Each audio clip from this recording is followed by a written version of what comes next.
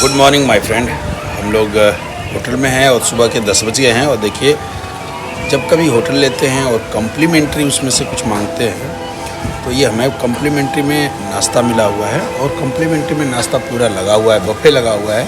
आप जो चाहे नाश्ता करिए और जितना चाहे उतना खाइए। तो ये जब होटलों में जाते हैं तो ये यदि आप करते हैं तो आपको एक्स्ट्रा जो है सुविधा मिलेगी और आपके पैसे बचेंगे। देखिए, हम हैं सरदार वल्लभ भाई पटेल अंतर्राज्यीय बस स्टैंड रीवा पे। यहीं बगल में होटल है। और जहाँ एक तरफ उत्तराखंड में बारिश बहुत हो रही है, वहाँ दूसरी तरफ ये देखें तो यहाँ बारिश का नामो निशान नहीं है भाई। सुबह से बहुत गर्मी है, ये देखिए। और एक चीज़ बहुत अच्छी लगी, देखिए यहाँ जो पिलर्स बनाए गए हैं ना, बहुत तरीके से बनाए गए हैं ओवर ब्रिज के। और ये देखिए, ये इस पर पेंटिंग वगैरह करके बहुत बढ़िया सजाया गया है। ये देखिए, हर पिलर्स का यही है, बहुत बढ़िया लग रहा है।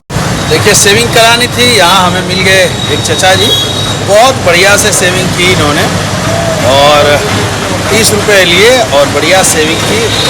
हेड का मसाज भी दिया इन्होंने।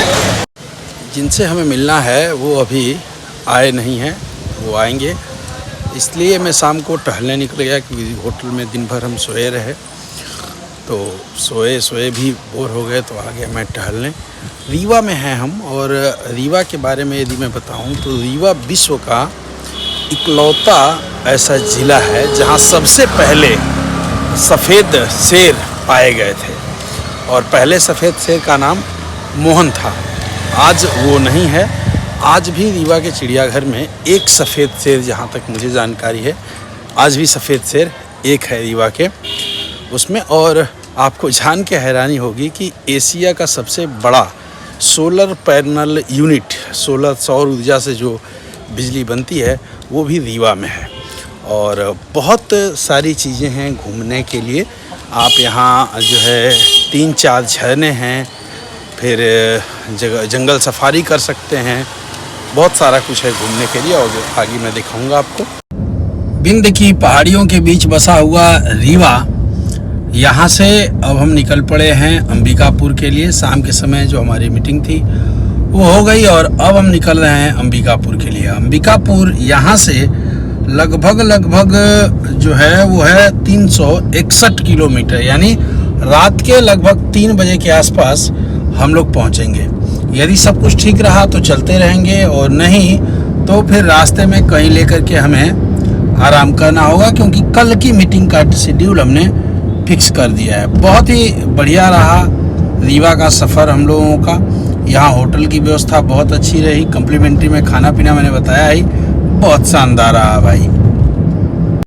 जब हम रीवा में थे तो हमें पता चला कि देखिए, एक तो सफ़ेद शेर जो है यहाँ पाया गया, दूसरा एशिया का सबसे बड़ा जो है सौर ऊर्जा यहाँ उत्पन्न होती है, और तीसरा रीवा ज़िले का जो गीत है, इसे जो है एक 15 वर्ष के लड़के ने लिखा है। इतना कुशाग्र बुद्धि का वो लड़का है, जिसका नाम जो है अरिन कुमार शुक्ला है, जो रीवा के ही निवासी हैं और 15 वर्ष के हैं। अरिन कुमार जो है शुक्ला 9 किताबें अब तक लिख चुके हैं, और वो उनकी सेल के लिए जो अमेजन और फ्लिपकार्ट पे पुस्तकें उपलब्ध हैं। सोचिए अपने आप में कितनी बड़ी बात है कि मात्र 15 वर्ष की आयु में एक डिस्ट्रिक्ट, एक ज़िले की गीत लिख देना।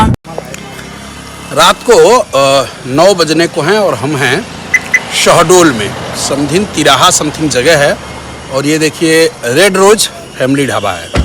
कभी आइएगा तो यहाँ रुकिएगा ज़रूर। बहुत ही शानदार घर का बना हुआ खाना मिलेगा आपको, और बहुत अच्छे रेट में, और बहुत साफ़ सुथरा।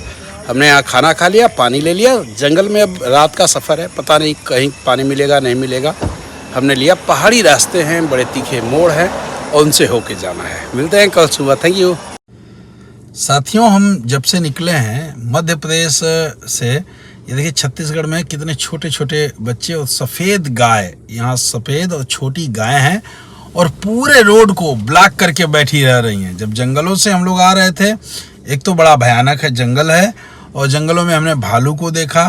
रोड बहुत टेढ़े मेढ़े थे, और गूगल देवता को यूज किया था तो आप ये जानते हैं कि हमें शॉर्टकट लेके आए, और शॉर्टकट लेके आए तो स्टेट हाईवे से लेके आए, जिसमें बहुत चीज़ें हमें देखने को मिली। और ये देखिए, यदि यहाँ आए तो नेशनल हाईवे से आए, स्टेट हाईवे में आपको दिक्कत होगी क्योंकि ब्रेकर भी बने हुए हैं और जंगल बहुत घना है। और कभी भी आइए तो ये देखिए, ये ध्यान रखिए कि यहाँ कभी भी कहीं भी ये जो गाय हैं रोडों पे मिलेंगी, और केवल सफ़ेद गाय, ये बांधते हैं कोई लोग, पहाड़ी जो है गाय वो आपको मिलेंगी।